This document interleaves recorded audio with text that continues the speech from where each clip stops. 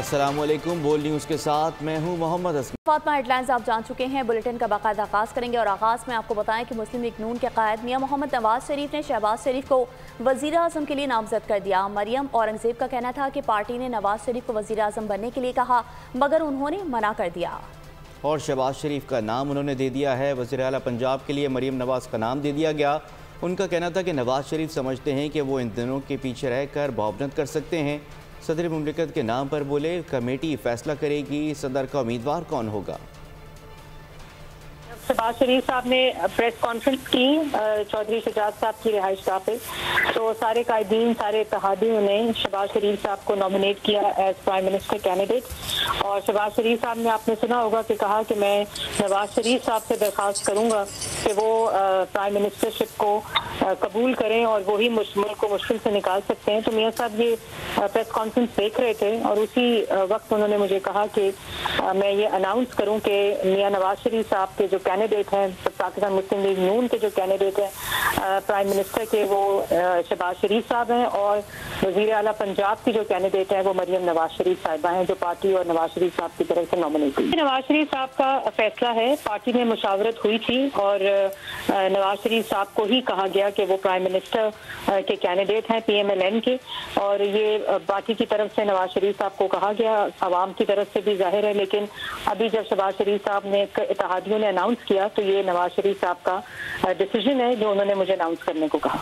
नवाज शरीफ से दरख्वास्त करूंगा कि वो वज़ीर आज़म का ओहदा संभालें। पंजाब में वज़ीर आला की उम्मीदवार मरियम नवाज होंगी, शहबाज शरीफ ने बता दिया। प्रेस कॉन्फ्रेंस में सहाफ़ी ने सवाल किया कि क्या आसिफ अली ज़रदारी सदर के उम्मीदवार होंगे।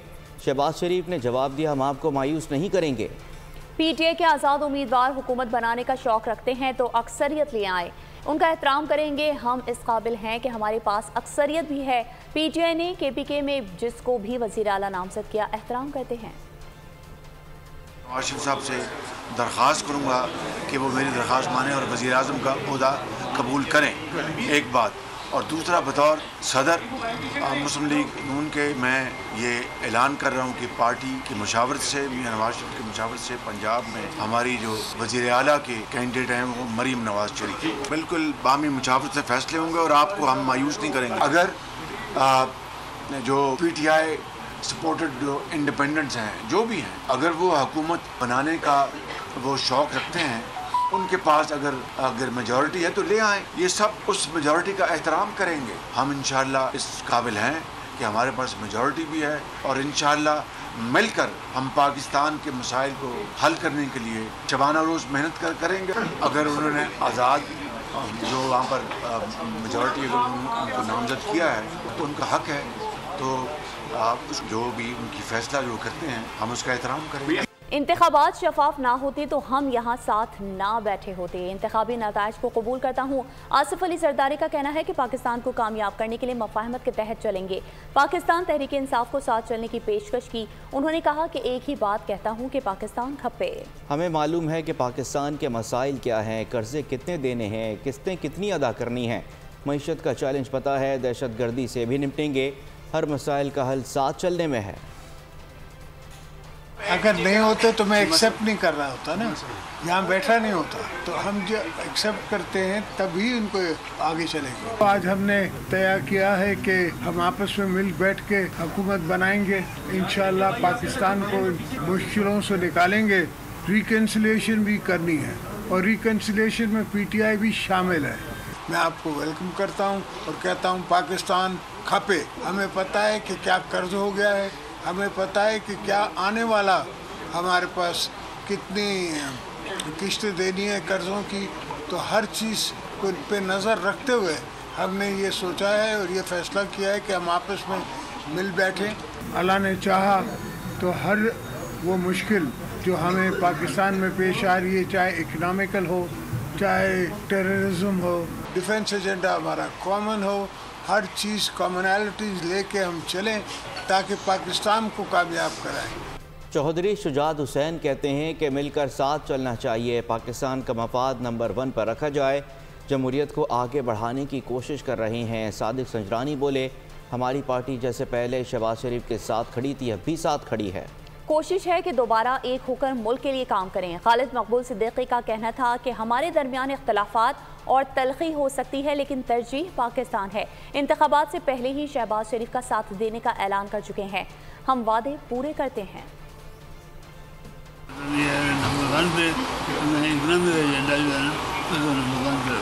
हम जमहूरियत को आगे लेकर बढ़ने की कर रहे हैं। हमारी पार्टी जैसे पहले मियाँ साहब के साथ खड़ी थी, अभी भी उनके साथ खड़ी है, हर किस्म के ताउन के लिए, जिससे बलूचिस्तान के अवाम के लिए, पाकिस्तान के लिए बेहतरी आ सके। हम फिर से इकट्ठे होकर पाकिस्तान के निज़ाम को संभालें, पाकिस्तान की जमहूरियत को मुस्तहकम करें। हमारे दरमियान इख्तलाफ भी हो सकता है, तलखी भी हो सकती है, लेकिन पाकिस्तान से ज़्यादा कोई तरजीह हम सब के लिए नहीं और कोई दूसरी नहीं हो सकती है। और हम तो इंतखाब से पहले भी इनका साथ देने का वादा कर चुके हैं। हमने हमेशा अपना वादा पेशगी पूरा किया है। पाकिस्तान पीपल्स पार्टी का वजीर आजम का वोट नून लीग को देने का ऐलान। बिलावल भुट्टो का कहना है कि वो विफाकी काबीना का हिस्सा नहीं बनेंगे, न अपोजिशन लीडर बनूंगा। आईनी ओहदा हमारा हक है। सदर के उम्मीदवार आसिफ अली जरदारी होंगे। चेयरमैन सेनेट स्पीकर कौमी असम्बली के लिए उम्मीदवार खड़ा करेंगे। मुल्क में सियासी कशीदगी जारी रही तो सबसे ज़्यादा नुकसान अवाम का होगा। कोशिश होगी कि मुस्तहकम हुकूमत कायम और मुल्क में सियासी इस्तेहकाम आए। बिलावल भुट्टो का आम इंतखाबात के नताइज कबूल करने का भी ऐलान। बोले आम इंतखाबात में धांधली हुई, बेज़ाब्तगियाँ हुई, लेवल प्लेइंग फील्ड नहीं मिली, फिर भी नताइज कबूल करते हैं। उम्मीद है नाइंसाफ़ी का ज़ाला होगा। इलेक्शन कमीशन और पार्लियामेंट का फोरम मसाइल को उजागर करने के लिए इस्तेमाल करेंगे।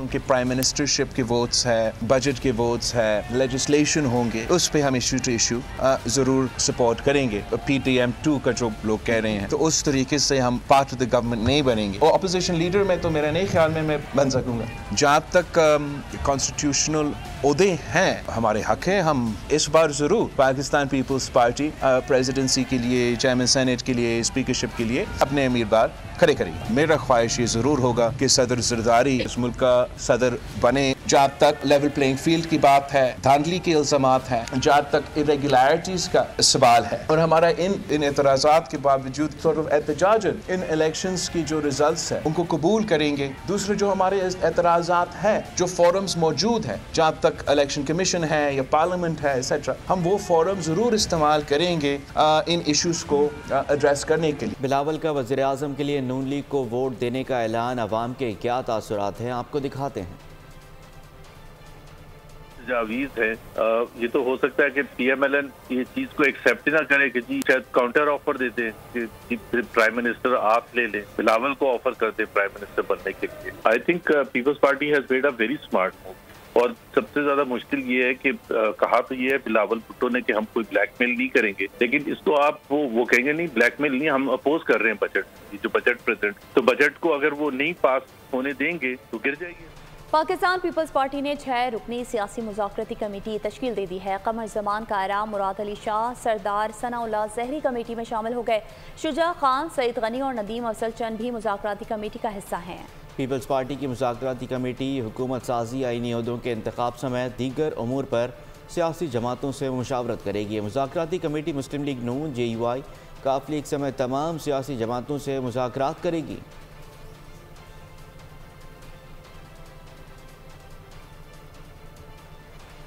JUI की मरकज़ी मजलिस आमला के होने वाले इजलास में अरकान ने हुकूमत में शामिल न होने की तजवीज़ दे दी। अरकान का मौक़िफ़ था कि हमें पार्लियामान में अपोजिशन का किरदार अदा करना चाहिए। मरकज़ी आमला के इजलास में तजवीज़ दी गई कि पीपल्स पार्टी और नून लीग को भी अपोजिशन में बैठने के लिए कायल किया जाए।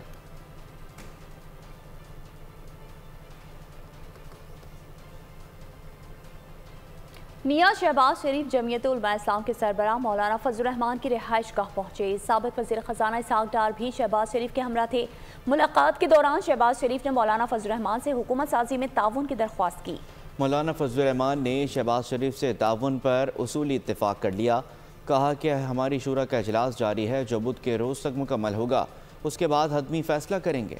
पाकिस्तान तहरीक इंसाफ ने MWM और जमात इस्लामी से इत्तेहाद करने का ऐलान कर दिया। PTI का मरकज़ और पंजाब में MWM से इत्तेहाद। खैबर पख्तूनख्वा में जमात इस्लामी को साथ लेकर चलने का फैसला। तर्जुमान रऊफ हसन कहते हैं, सेंटर और पंजाब में हम MWM के साथ मिलकर बात करेंगे। KP में जमात इस्लामी के साथ बातचीत के लिए कहा है। सेंटर में और पंजाब में हम MWM के साथ कोalition बनाएंगे सेंटर और पंजाब में, और KP में रिजर्व सीट्स के लिए हम जमात इस्लामी के साथ कोalition बनाएंगे। तर्जमान रऊफ हसन कहते हैं, अहम जिम्मेदारी दी गई है, मुख्तलिफ जमातों के साथ राब्ता कायम करूँ, दीगर जमातों से भी बातचीत के लिए तैयार हैं। अली अमीन गंडापुर खैबर पख्तूनख्वा के वज़ीर आला होंगे, तहरीक इंसाफ ने ऐलान कर दिया। बानी PTI का कहना है कि नून लीग MQ और पीपल पार्टी से इत्तेहाद नहीं होगा। वज़ीर आज़म के लिए किसी नाम पर इत्तेफाक नहीं हुआ, उस पर गौर करेंगे। अडियाला जेल में सहाफ़ियों से गैर रस्मी गुफ्तगू करते हुए कहा, धांधली के खिलाफ आवाज़ उठाने वाली जमातों को इकट्ठा करेंगे। जिन पार्टीज का मैंडेट छीना गया सबसे बात करेंगे। नवाज शरीफ की न्यूज़ कॉन्फ्रेंस मुलतवी हुई तो पता चल गया कि इलेक्शन जीत गए हैं। बानी PTI ने इंतखाबी नताइज के खिलाफ सुप्रीम कोर्ट जाने का ऐलान भी कर दिया। PTI रहनुमा लतीफ़ खोसा कहते हैं, जिन्हें लेवल प्लेइंग फील्ड दी अवाम ने उन्हें चारों शाने चित कर दिया। जमहूरियत का मजाक और इक़्तिदार की बंदरबांट की जा रही है। हमारे दरवाजे आइन और अमल और जमहूरियत के फ़रोग़ वालों के लिए खुले हैं। बिलावल भुट्टो को वज़ीर आज़म सपोर्ट नहीं कर रहे। Chairman PTI barrister Gohar Khan ने MQM के साथ मुज़ाकरात से साफ इनकार कर दिया। बोले, छोटी जमातों के साथ मिलकर हुकूमत बनाएंगे। कि जो लार्जेस्ट पॉलिटिकल पार्टी होती है इमर्ज इलेक्शन में होती है, उसको हक दिया जाता है हुकूमत बनाने का। हैरत होती है, बंदरबांट हो रही है दो पार्टियों के दरमियान। हम बिल्कुल हर एक के लिए हमने दरवाजे खोले हुए हैं। सियासत में कभी बंद गली और बंद दरवाजे नहीं हुआ करते हैं। आइए हमारे साथ अगर बात करना है आइन पर अमलदारी की बात करें, और अगर आपने पावर पॉलिटिक्स के लिए करना है, माफ कीजिएगा, पाकिस्तान तहरीक इंसाफ पावर पॉलिटिक्स नहीं करती है। हम छोटी पार्टियों को मिला के हुकूमत बनाएंगे, जो कि हमारे पास अपना मैंडेट पूरा है। लेकिन पाकिस्तान पीपल्स पार्टी PML और MQM के साथ हम किसी किस्म का कोई इत्तेहाद नहीं करेंगे। हम इंशाअल्लाह ताला अपनी हुकूमत आप बनाएंगे। फैसल करीम कुंडी ने अली अमीन गंडापुर की बतौर वज़ीर आला नामजदगी पर सवाल उठा दिया। कहा कि क्या 9 मई में मुलव्विस फर्द वज़ीर आला खैबर पख्तूनख्वा का उम्मीदवार बन सकता है। मुराद अली शाह ने पीर पगारा और GDA को निशाने पर रखते हुए कहा कि हम एक एक सीट का हिसाब देने के लिए तैयार हैं।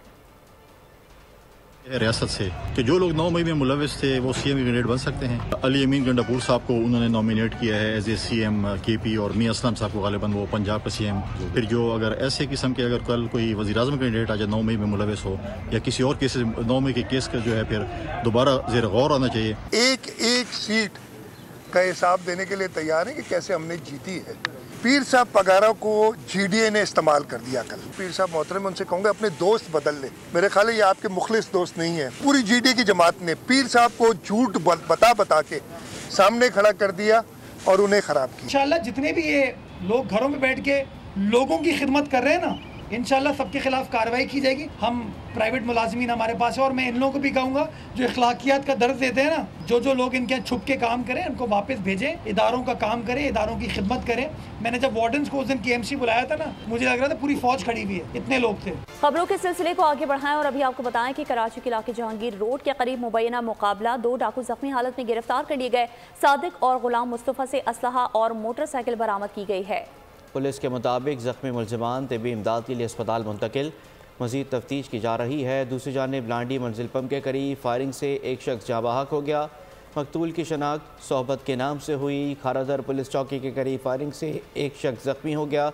जख्मी की शनाख्त एहसन के नाम से की गई, जिसे सिविल अस्पताल मुंतकिल कर दिया गया। बलूचिस्तान के इलाके हब में PB-20 पर दोबारा गिनती के मामले पर 2 ग्रुपों में झगड़ा। पुलिस के मुताबिक दोनों ग्रुपों में झगड़े के दौरान गोलियां चल गईं। MS जाम कादिर अस्पताल के मुताबिक फायरिंग से एक शख्स जाँ बहक और 13 जख्मियों को अस्पताल मुंतकिल कर दिया गया। खुसदार के इलाके वड में करंट लगने से 2 अफराद जाँ बहक 4 जख्मी हो गए। जाँ बहक और जख्मी अफराद निजी कॉन्ट्रैक्टर के मुलाजमीन थे। 11,000 KV फीडर पर काम कर रहे थे। चीफ एग्जीक्यूटिव कैस्को ने वाक़े का नोटिस लेते हुए रिपोर्ट तलब कर ली।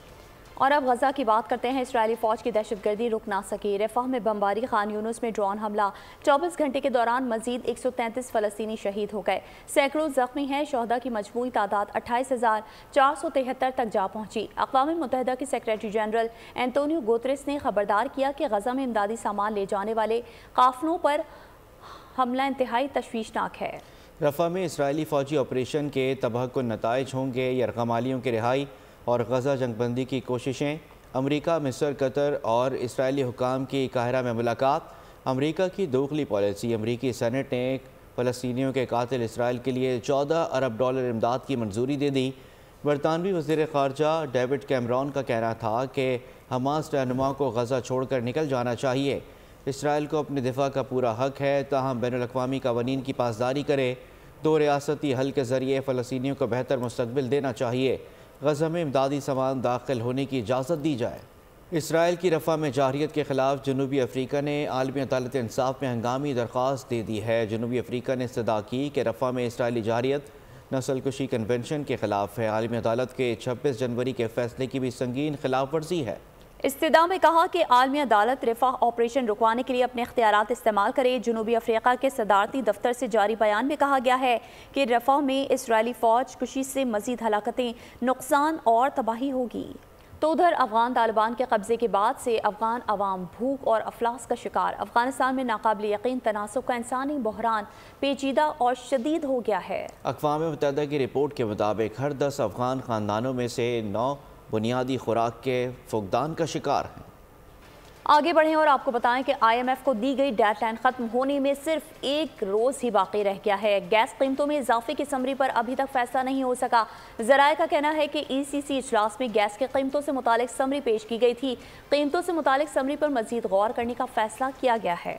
हुकूमत ने IMF को 15 फरवरी तक गैस कीमत में इजाफे की यकीन दहानी करार रखी है। सराय ने मजीद बताया कि CNG की कीमत भी 3600 रुपये से बढ़ाकर 3800 रुपये फ़ी MMBTU करने की तजवीज़ है। और अब बात करते हैं मौसम की। मुल्क भर में सर्दी की लहर। मगरबी सिस्टम आज पाकिस्तान पहुँचने का इम्कान। बलूचिस्तान में मजीद बादल बरसने का सबब बनेगा। जीवानी, गवादर, ओड़मारा, तुरबत, पंचकोर और उथल में बारिश का इम्कान है। बाला इलाकों में मौसम शदीद सर्द रहने की तवक्को है। महकमा मौसमियात के मुताबिक नारोवाल, शेखुपुरा, सियालकोट, गुजरांवाला, बहावलपुर और मुल्तान में मौसम सर्द होने के साथ साथ धुंध छाई हुई है। बलूचिस्तान में बारिश के बाद सर्दी पड़ गई। कराची में बूंदाबांदी के बाद मौसम खुशगवार हो गया। कश्मीर में बर्फबारी के बाद मसूर को नज़ारे। खैबर पख्तूनख्वा में भी सर्द हवाओं का राज। फैसलाबाद, डिस्कोट और गिरदुनवाह के इलाके मुसलसल स्मॉग की जद में हैं। खुश्क सर्दी और कोहरे की शदीद लहर ने परेशान हाल शहरियों की मुश्किलात मजीद बढ़ा दी हैं। हद-ए-निगाह 0 और एयर क्वालिटी इंडेक्स 240 रिकॉर्ड किया गया। मजीद बता रहे हैं नुमाइंदा बोल न्यूज़ राना बिलाल। जी बिल्कुल, फैसलाबाद, रिजकोट और मुज़फ़्फ़राबाद के आज के मौसम की बात की जाए तो आज भी इन इलाकों में गहरी स्मोक और फोग का राज बरकरार है। मैं इस वक्त मारूफ रोड पर मौजूद हूँ।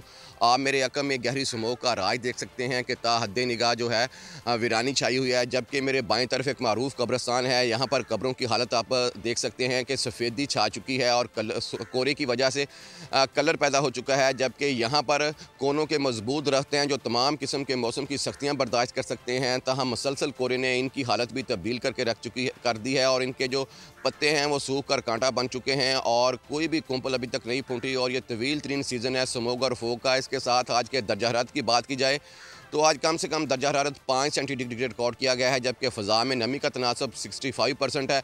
10 किलोमीटर फ़ी घंटा की रफ्तार से हवाएं चल रही हैं। कोहरे की लहर जारी है जिसने बरसीम की फसल को भी मलिया मेट करके रख दिया है।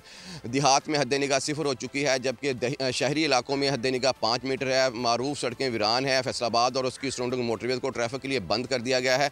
जबकि स्मोक के ओवरऑल असरात की बात की जाए तो स्मोक ने माहौल को बुरी तरह झंझोड़ कर रख दिया है। शहरी मुख्तलिफ बीमारियों का शिकार हो चुके हैं और अस्पतालों में स्मोक से मुतासरा शहरों की बड़ी तादाद दिखाई देती है। माहिर माहौलियात की बात की जाए तो उनकी तरफ से ये कहा जा रहा है कि आइंदा सालों में हुकूमत ने मौसर इक़दाम ना उठाए तो इस साल जो है वो 3 माह से अरसा बढ़ चुका है और आइंदा सालों में स्मोक का दौरानिया जो है वो 6 माह तक महसूस हो सकता है। बहुत शुक्रिया राना बिलाल। कसूर और उसके इर्द गिर्द के इलाकों को आज भी धुंध ने अपनी लपेट में ले रखा है। कसूर में आज एयर क्वालिटी इंडेक्स 177 रिकॉर्ड किया गया है। इस वक्त बोल न्यूज़ के नुमाइंदे आसिफ जावेद कसूर में मौजूद हैं। मजीद तफसीलात उनसे जानते हैं। जी आसिफ, बताइए।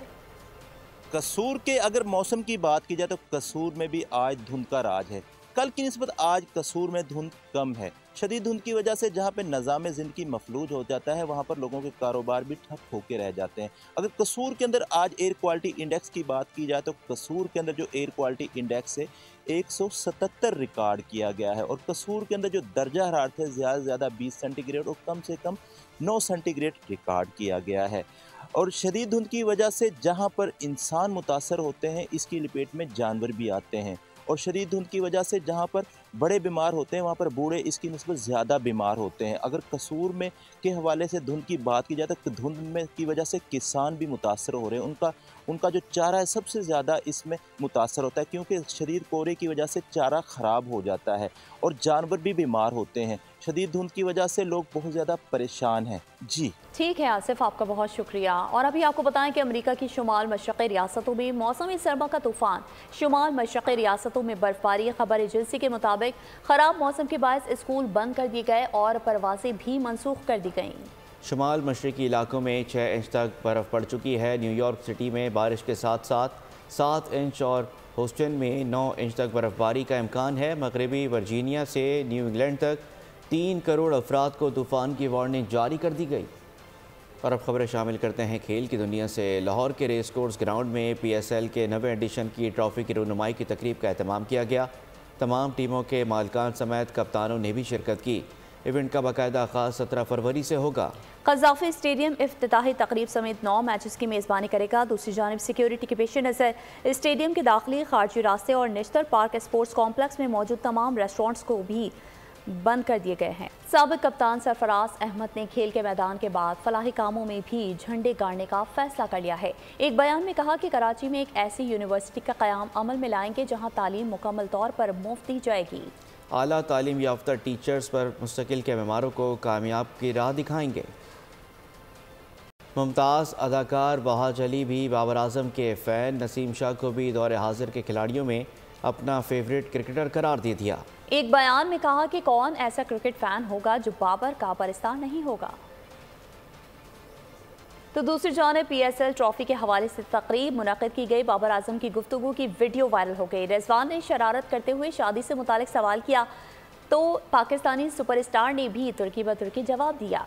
शादीशुदा लोगों से मुतालिक बाबर के तबसरे पर कह लग गए। PSL 9 की ट्रॉफ़ी की तकरीब रुनुमाई महफिल में शरीक बाबर आजम, शादाब खान और सरफराज अहमद मरकज़ निकाह बने रहे। खुशगपियों का ऐसा दौर चला कि देखने वाले भी महसूस हुए बगैर नहीं रह सके। और 3 साला ऑस्ट्रेलवी बच्चे की वीडियो सोशल मीडिया पर वायरल हो गई। कमसिन क्रिकेटर ने शानदार जौहर दिखाते हुए ज़ोरदार स्ट्रोक्स लगाए, अपनी निस्फ सेंचुरी का जश्न भी मनाया। सीरीज़ के तीसरे और आखिरी T20 में वेस्ट इंडीज़ का पलट कर वार। पहले 2 मार के जीतने वाली ऑस्ट्रेलवी टीम को 37 रन से हरा दिया। 221 रन हदफ के ताक़ुब में मेज़बान टीम 5 विकेटों पर 183 रन बना सकी। 71 रन बनाने वाले आंद्रे रसेल मैच के बेहतरीन खिलाड़ी करार पाए। और अभी आपको अहम खबर से आगाह करेंगे। कौमी असम्बली के 10 मजीद उम्मीदवारान की कामयाबी का नोटिफिकेशन जारी कर दिया गया है। NA-82 सरगोदा से नून लीग के उम्मीदवार मलिक मुख्तार कामयाब। NA-93 चिन्योर से आज़ाद उम्मीदवार गुलाम मोहम्मद फातेह करार पाए। एलामिया के मुताबिक NA-94 चिन्योर से नून लीग के कैसर अहमद शेख की कामयाबी का नोटिफिकेशन भी जारी कर दिया गया। NA-98 फैसलाबाद से नून लीग के शहजाद बाबर कामयाब करार पाए। NA-112 ननकाना से नून लीग की शजरा मनसब अली खरल जीती हैं। NA-124 लाहौर से नून लीग के राना मुबशिर इकबाल फाते रहे। NA-125 लाहौर से नून लीग के मोहम्मद अफजल की कामयाबी का नोटिफिकेशन भी जारी कर दिया गया है। मज़ीद तफसीलात जानते हैं, हमारे नुमाइंदे फ़हाद चौधरी हमारे साथ मौजूद हैं। फ़हाद, बताइएगा मज़ीद क्या अपडेट्स हैं आपके पास इस हवाले से? जी देखिए, अब तक कौमी असम्बली के मजमूई तौर पर 26 हलकों के उम्मीदवारों की कामयाबी का नोटिफिकेशन जारी किया जा चुका है। इस ताज़ा तरीन नोटिफिकेशन के मुताबिक NA-141 साहिवाल से नून लीग के सैयद इमरान अहमद शाह, जबकि NA-126 लाहौर से नून लीग के सैफुल मलूक खोखर और NA-129 लाहौर से आज़ाद उम्मीदवार मियाँ अजहर का नोटिफिकेशन जारी कर दिया गया है। NA-124 लाहौर से नून लीग के राना मुबशिर इकबाल, NA-125 लाहौर से नून लीग ही मोहम्मद अफजल का नोटिफिकेशन भी जारी कर दिया गया है। इसी तरह NA-98 फैसलाबाद से नून लीग के शहजाद बाबर, NA-112 ननकाना से शजरा मनसब अली खरल का नोटिफिकेशन भी जारी कर दिया गया है। और आज मजीद कामयाब उम्मीदवारों के नोटिफिकेशन भी जारी होने का इम्कान है। जी बहुत शुक्रिया फ़हाद, आप तफसीलात से आगाह कर रहे थे। आगे बढ़ें और आपको बताएं कि खूबरू अदाकारा किंजा हाशमी की अदाएं मद्दाहों को भा गईं। नए वीडियो शूट के जलवे सोशल मीडिया पर वायरल हो गए। एक शातिर कातिल की कहानी हॉलीवुड फिल्म पीटर 5-8 का ट्रेलर जारी। फिल्म 22 मार्च को रिलीज की जाएगी। इसी के साथ ही बुलेटिन से फिलहाल इतना ही। मज़ीद खबरों और अपडेट्स के लिए विजिट कीजिए हमारी वेबसाइट bolnews.com और देखते रहिए बोल न्यूज़। सब्सक्राइब करें और बेल दबाएं ताकि कोई खबर रह न जाए।